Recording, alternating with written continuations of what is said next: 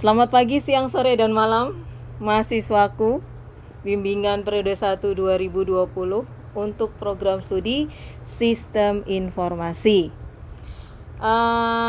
Seperti janji saya di video sebelumnya, kita akan bahas satu persatu outline yang kalian ambil supaya kalian lebih berfokus untuk melihat outline yang saya jelaskan, tidak terganggu dengan outline-outline lainnya. Saya harapkan dengan video ini bisa membantu kalian untuk lebih memahami apa yang harus kalian buat di tugas akhir ini. Oke? Dan jadi kalian bisa menghitung waktu yang dibutuhkan untuk mengerjakannya. Saya harapkan sesuai dengan deadline yang saya berikan di video pembukaan tadi. Oke. Untuk prodi Sistem Informasi, saya tidak memiliki asisten pembimbing. Jadi kalian cukup bimbingan dengan saya saja, ya. Jadi tidak perlu double 2 kali. Oke. Yang mengambil outline perancangan program di data saya itu ada 3 orang. Cukup banyak, mengingat sistem biasanya saya ketemu dengan sistem. Nah, ini saya ketemu dengan program. Perancangan program. Ini perubahannya ya. Adanya penambahan 3 kategori, antara lain games, so you can make games, you can make Internet of Things, you can make augmented reality. Oke. Aplikasi yang dihasilkan ini ditujukan bisa digunakan untuk event kompetisi. Jadi nanti kalian biasanya kalau programnya cukup baik dan bisa bersaing, maka biasanya saya akan minta untuk mengikuti kompetensi pameran TIK untuk program studi SI, ya. Memberikan peluang bagi mahasiswa yang memiliki talenta di bidang game. Jadi bukan pemrograman berbasis bisnis saja. Jadi kalau kalian mau bikin augmented reality, monggo, memang pekerjaan kalian itu ya silakan buat. Atau misalnya kalian memang tertarik di bidang itu ya, jadi nggak perlu membuat program bisnis, nggak apa-apa. Jadi program perancangan program ini sedikit lebih luas. Programnya kalian mau buat apa saja. Ketentuannya dikerjakan masing-masing. Jadi ini memang satu-satu. Lalu riset bersifat opsional. Nah, ini enak. Riset bersifat opsional, tapi wajib observasi. Dibuktikan dengan kuesioner. Ya. Jadi observasi itu sebenarnya yang saya minta biasanya adalah kalian harus punya pembanding. Jadi kalau kita membuat sebuah program itu bukan semaunya sendiri, atau aku geleme arepe nggawe kaya ngene tok ngono lho, ben simple gitu. Atau biar simple aja bikin programnya kayak begitu, udah pasti saya tolak abis itu judulnya. Jadi bikin programnya harus ada alasannya. Jadi misalnya gini, saya mau bikin program penjualan berbasis web untuk toko di tempat saya, atau di toko misalnya di pasar. Boleh nggak Bu? Boleh. Tapi harus ada observasinya, yaitu pembanding dulu. Kita buat pembanding dulu. Ya sekarang kamu coba bikin tokonya mau berbasis apa? Online. Oke, online-nya berbasis web. Berarti pembandingnya apa? Bisa pakai Tokopedia nggak bisa, maaf. JDID, bisa pakai Blibli. Konsepnya saja yang diambil. Gimana sih jualan online? Itu caranya bagaimana? Fasilitas apa saja yang harus disediakan oleh pembuat program supaya jualannya tuh laku, layanannya bagus, tidak ada komplain dari customer. Lalu kebutuhan dari si admin supaya program itu bisa tampil bagus, bisa program itu datanya lengkap, bisa program itu user friendly, itu bagaimana? Ya berarti kan harus ada pembandingnya, at least 3 contoh. Saya minta 3 contoh website pembanding, ya. Karena apa? Nanti pada saat Anda membuat kuesioner yang diminta adalah kuesioner pemanfaatan atau cara penggunaan dari web tersebut. Kalau kalian hanya semaunya sendiri, cuman bikin semau-maunya tanpa apa pembanding, ya pasti orang akan membandingkan dengan website yang sudah ada sekarang. Gitu. Atau program-program yang sudah mereka rasakan sekarang. Gitu. Atau misalnya, Bu, saya mau bikin wedding organizer online, boleh nggak Bu? Boleh.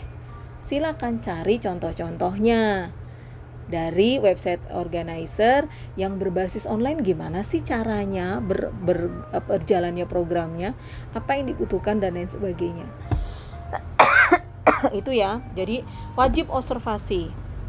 Nah, hasil karyanya itu buku tugas akhir. Bikinnya nanti TA-nya itu buku tugas akhir. Maaf, saya jeda dulu. Dibuktikan dengan buku tugas akhir, yaitu outline-nya adalah perancangan program bisnis.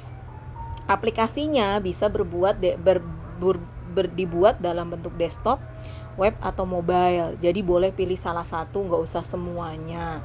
Tapi kalau mau bikin web terus nanti bisa dibuka di mobile, kalau kalian mahasiswa cerdas harusnya bisa itu. Oke. Kita lihat lagi. Nah, ini adalah outline untuk perancangan program bisnis.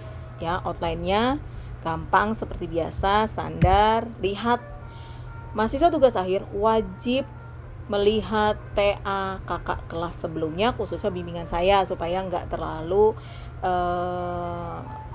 buta ya, blind ya, nggak terlalu bingung apa yang harus dibuat. LRS, IRD dan lain sebagainya itu semua sudah ada ya. Dan catatan, contoh yang dituliskan dalam penjelasan outline perancangan program bisnis itu hanya gambaran saja. Jadi kamu nggak apa ya, saya mau kasih catatan bahwa Bu, saya lihat buku tugas akhir kakak kelas saya bentuknya seperti itu. No, tidak bisa seperti itu. Nanti saya akan jelaskan ACC judul dan bab 1 harus dibuat seperti apa.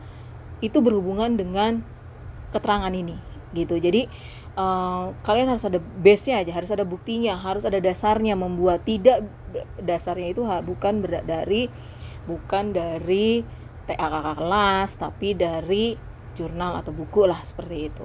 Mahasiswa diharuskan melakukan observasi, diwajibkan juga melampirkan dokumen bukti wawancara, sehingga karena observasi maka tidak memerlukan surat riset. Observasi dilakukan untuk membandingkan bisnis proses yang berlangsung pada satu tempat dengan tempat lainnya. Tadi yang saya bilang. Jadi, observasi itu kamu sambil ngeliat. Jadi, misalnya seperti ini.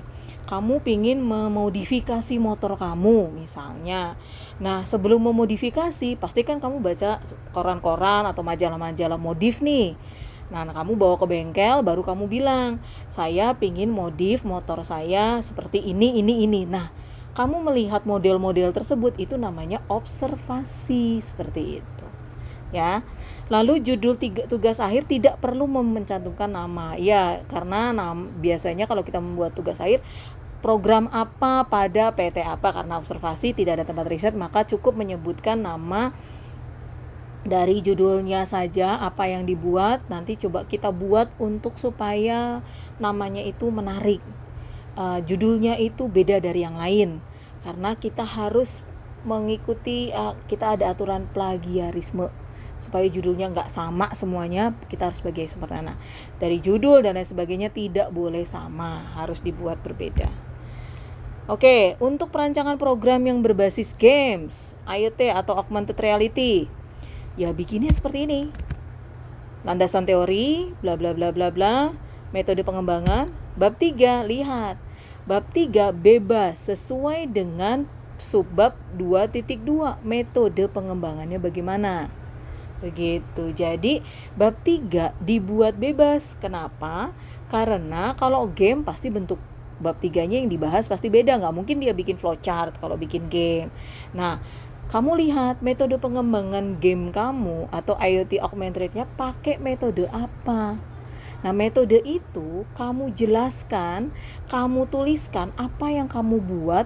Misalnya metode waterfall, berarti kan yang pertama adalah analisis. Analisis apa yang kamu kerjakan, bagaimana kamu menganalisisnya, apa yang kamu buat. Nah, itu dibuat di bab 3 ya.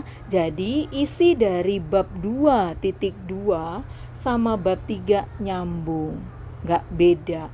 Jangan sampai metode yang dipakai di bab 2.2 A tapi pembahasannya B, itu nggak bisa. Jadi kamu harus membahas sesuai dengan metode yang dipakai. Oke, terus kesimpulan dan saran. Oke, judul tidak ini sama catatannya. Ini kuesioner Kuesioner ini adalah contoh. Ingat, ini contoh, bukan berarti mutlak harus kamu ikuti.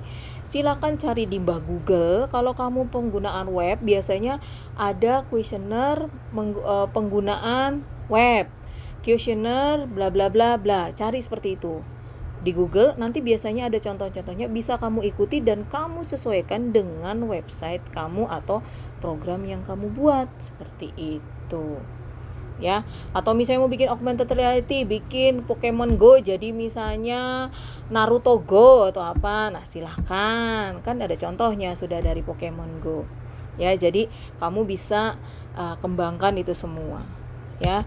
Dan saya kembali lagi ke perancangan program bisnis. Ini kalau kamu bikin programnya bukan IoT, games atau yang lain sebagainya ya. Jadi kamu bikin programnya memang bisnis. Kalau bisnis itu pasti harus ada IRD. Bisnis itu contohnya apa? Bikin program penjualan, pembelian, gitu loh, yang ada transaksinya. Sedangkan kalau game dan lain sebagainya itu kan dia lebih ke interaksi saja, tidak ada transaksi yang terlibat.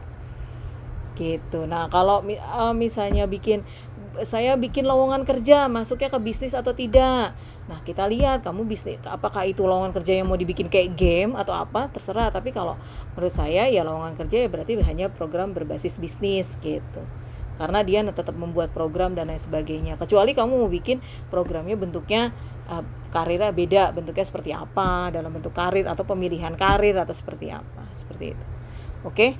Saya pikir kalau di perancangan program itu kesulitannya adalah bukan tempat risetnya, karena ini hanya observasi, tapi buat programnya ya. Buat program di bab 3 saya kasih waktu 1 bulan.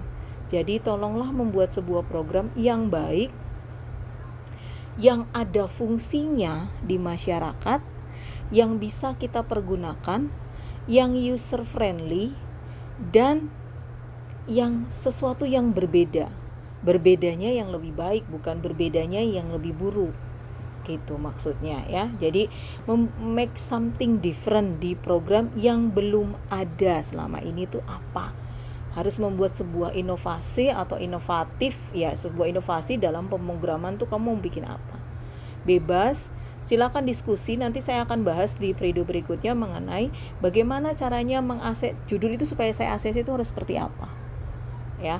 Dan nanti saya akan bikin lagi ya, pasti ada video-video berikutnya supaya kita komunikasinya lebih gampang. Dan nanti kalau misalnya Anda membutuhkan diskusi lebih lanjut, bisa meninggalkan komentar di sini buat mahasiswa bimbingan saya atau yang lainnya yang menonton video ini, atau bisa untuk mahasiswa bimbingan saya pasti lebih baik diskusi di grup supaya tidak terganggu. Oke, saya tutup presentasi saya hari ini atau diskusi kita hari ini.